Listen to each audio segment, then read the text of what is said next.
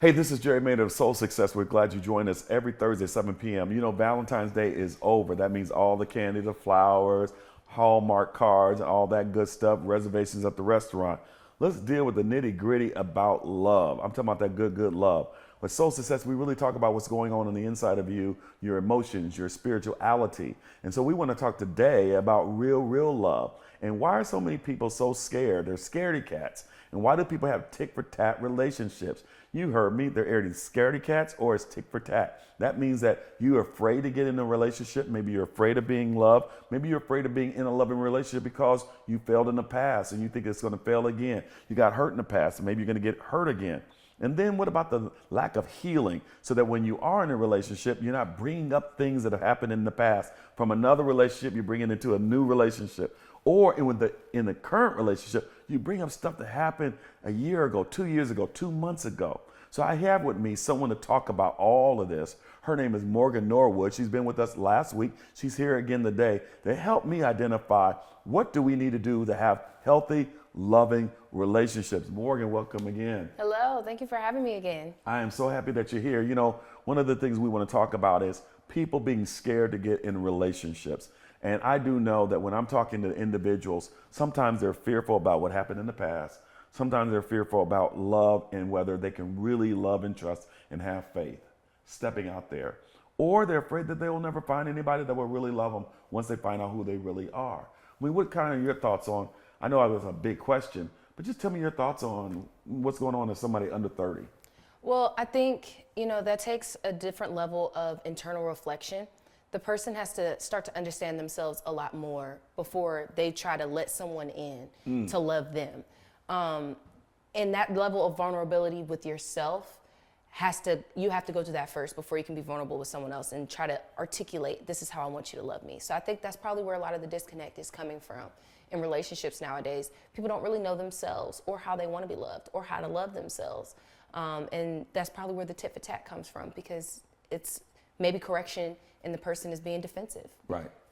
So when women are always having these, I call them these trips with themselves, and they've got the Galentine events that I know you all had that I did not get invited to, by the way. I did want to do the opening prayer. I had pajamas to match, and they would not let me come in and be a part of it.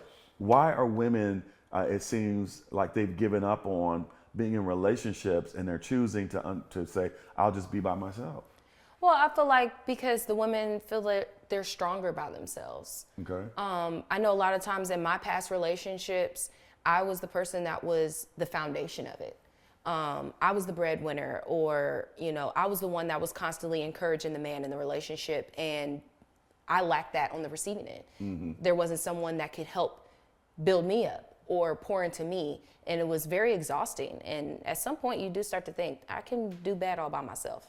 Do you think that women, I'm going to talk about black women first, should black women expand their territory for source of mates, source of potential husbands, and start dating people beyond African American men? Should they start going maybe to the Caribbean and maybe going to the continent of Africa, or maybe even dating white guys or Hispanic guys?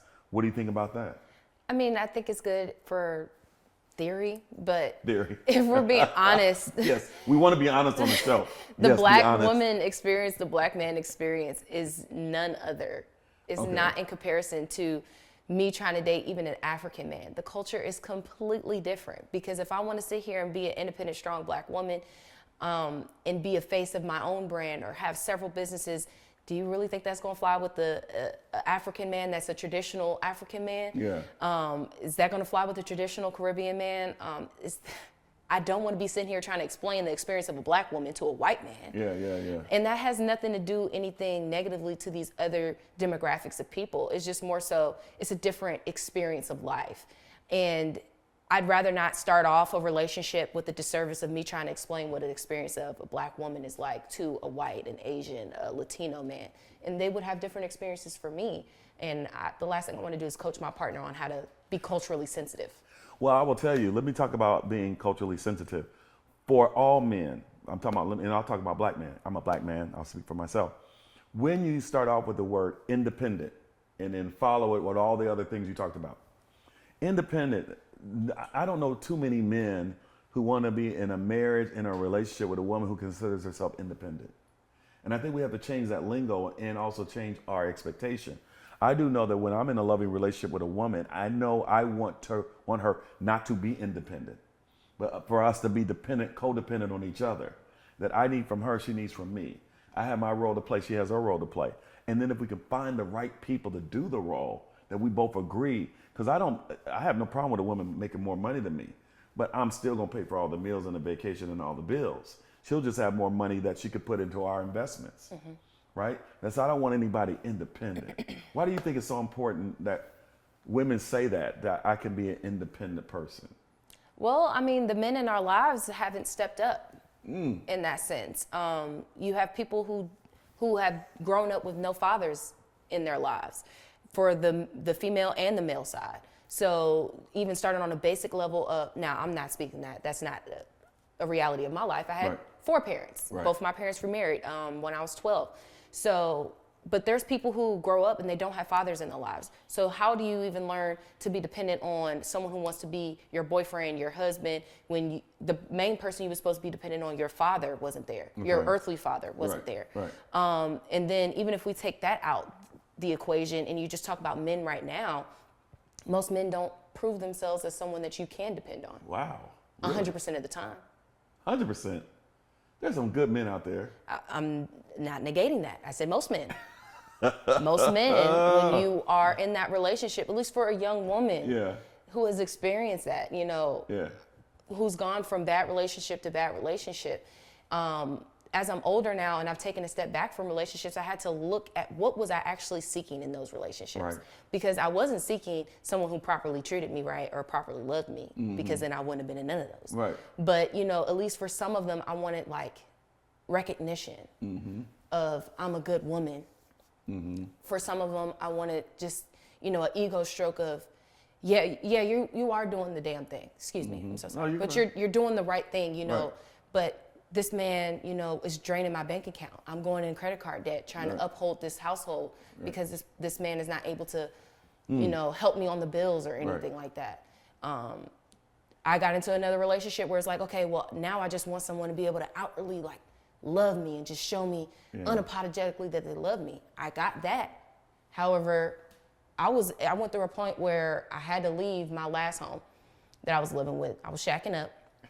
Shouldn't have been shacking up, but we were shacking up for about 2 years, and I went through a C.O.G.I.C situation where he flipped on me out of nowhere, and I, in the middle of the next day while he was at work, packed up everything in trash bags and moved. Wow. Put my stuff in storage. Right. And I was dating another guy at that time, even though I was. Yeah, go ahead. Yes. We was on our way out, and I had my foot going into. Did you have your safety net? I thought I had a safety net. Okay. And this new guy, he was outwardly showing me all the love unapologetically that I wanted. Yeah. However, I had no other stability with him. Okay. Some nights, I was staying with him because I was homeless. Yeah. I had left my house. Right. And if he didn't pay his bills, we may sleep in the car that night. Oh, no, my God. Or there's times I slept at a club at night. Yeah. You know what I mean? Like with the blanket I had in my car. Right. That stuff right there, that I might take that to my next relationship and be like, can I depend on you? So you said that you can look at a current relationship opportunity, and based on everything that's happened in the past, it may make you reluctant to then even explore it, or you may even prejudge it. And that's really something when you can prejudge a matter before you actually know and open the book and read it. I don't even know if it's reasonable for me to say to someone who has had the experience that you said, just to step out on faith. I don't even know if it's reasonable based on if you're 0 for 3, and I tell you, keep jumping on that horse, keep getting the batter's box, keep shooting the ball, and maybe you score. I know if you don't try, you can't change your status quo. I know if you don't try to find love, you're never ever going to find it if you just give up. So I don't want us to give up. I don't want us to be too scared. I know for me, I'm single. I'm not in a committed relationship, and so I never want to be. I'm not a hypocrite. I just say, I know I cannot score if I don't shoot. And at some point in time, from the healing from the past, I cannot take the past into my future, and I cannot allow the past to determine my present. I cannot allow my past to determine where my future will be. And just because there may have been a failure, or I won't even say failure, it wasn't the greatest thing that happened. I can still find great love. Well, how do you, coming from someone who's been married before and divorced, how do you separate that? As of like, that was one relationship, that was one chapter in my life. Right. I will keep going forward. I'll keep finding love, or I'll keep searching for love. Because in my mind, I look at those chapters and I look at, okay, these were the red flags. Or these were maybe some things that I went into the relationship looking for. Right. And I got a laundry list of other things that did not serve me. Right.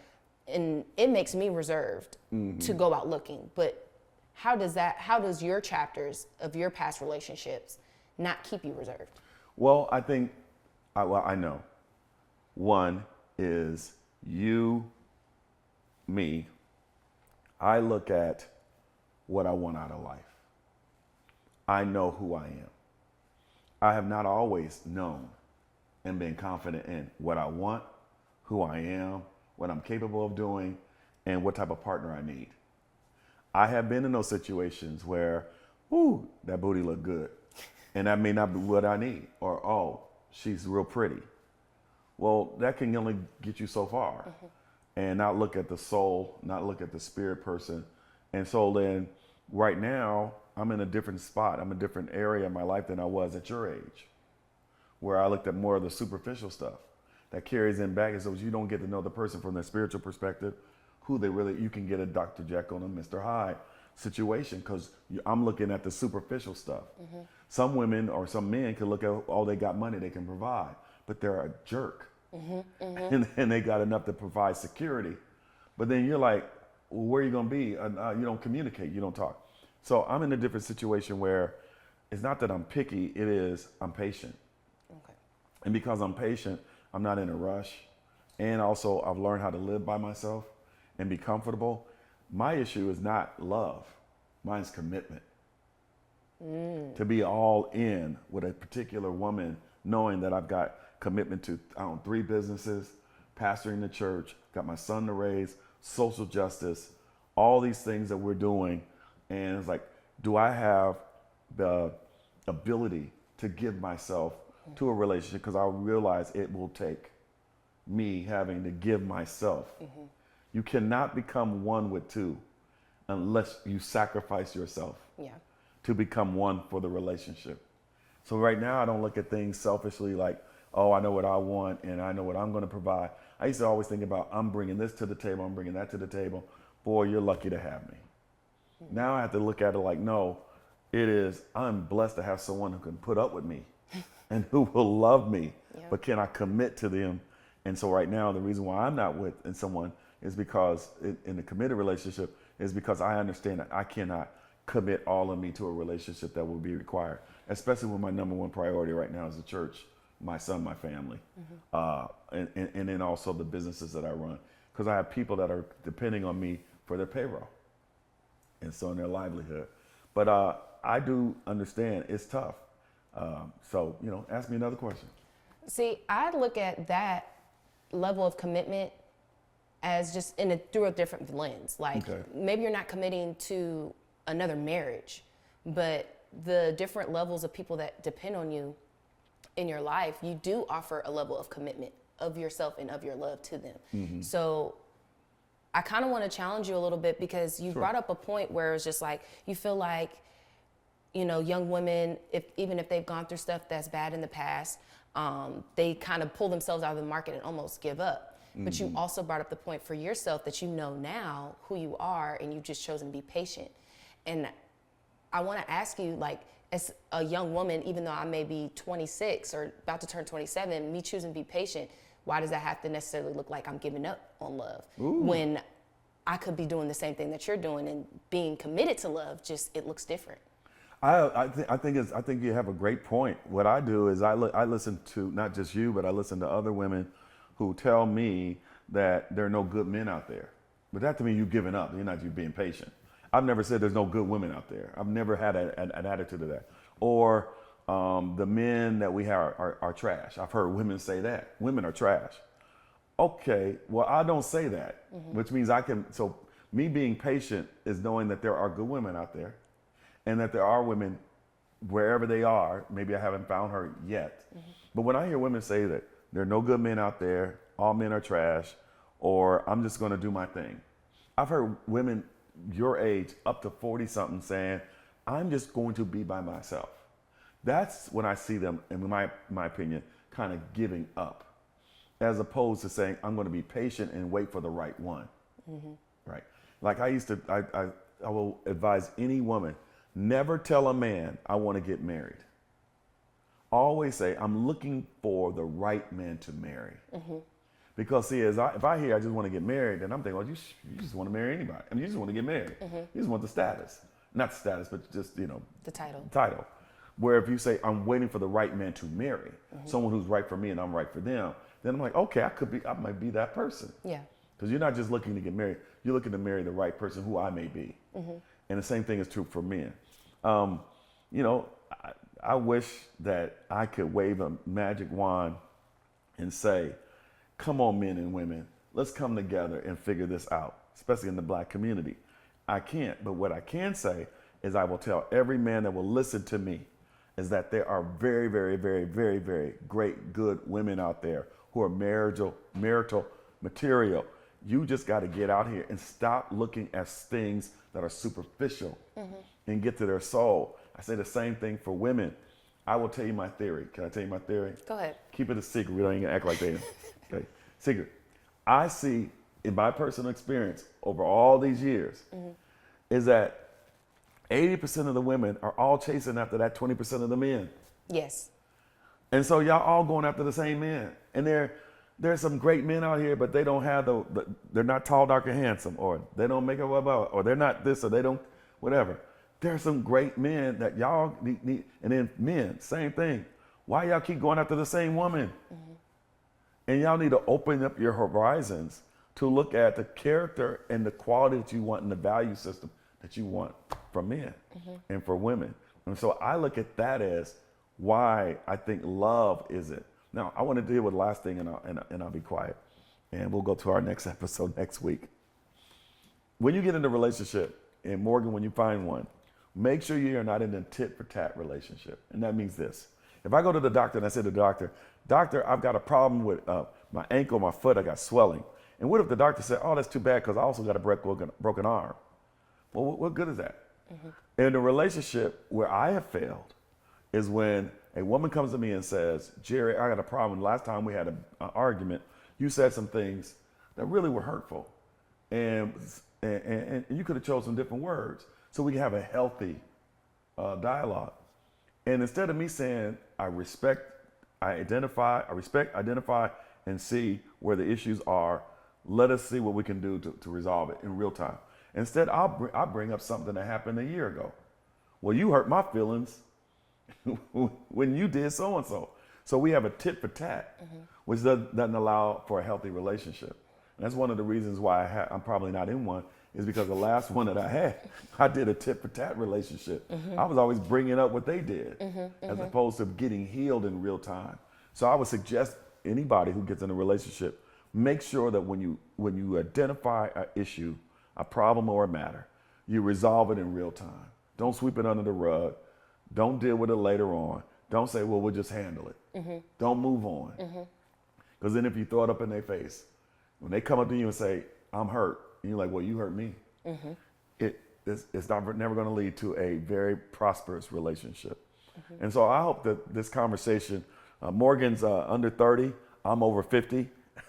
We're friends and business partners. We work together. That's it, platonic. I don't want anybody thinking anything. I want to protect her interests. Listen, she is single and available, not available. Let's just start with single. She's single. And so I'm not taking interest forms. So we're here to talk about love. This is a great month to talk about love, and love is the greatest thing in the world. God is love. This is Soul Success. We come on every Thursday at 7 o'clock p.m. Please, on Facebook, like and share. Go to YouTube and subscribe. God bless you. We'll see you next week.